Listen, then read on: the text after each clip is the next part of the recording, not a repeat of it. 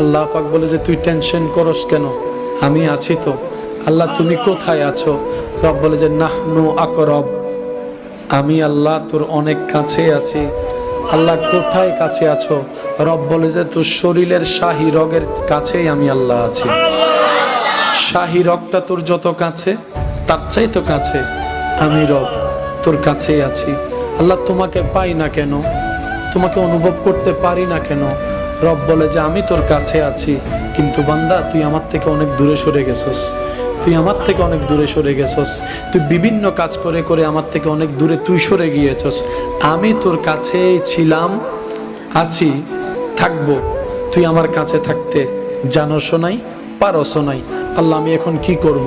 রব বলে যে যেই দূরত্বটা গুনার কারণে হয়েছে, তুই তওবা করতে থাক, কাছে আসতে থাক, তওবা করতে থাক, কাছে আসতে থাক। সুবহানাল্লাহ।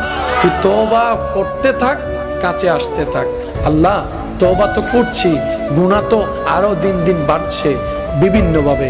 রব বলে যে তওবা কর, সাধ্যমতো নেক আমল করার চেষ্টা কর, নিজে কর, নেক আমলের সাথে থাক।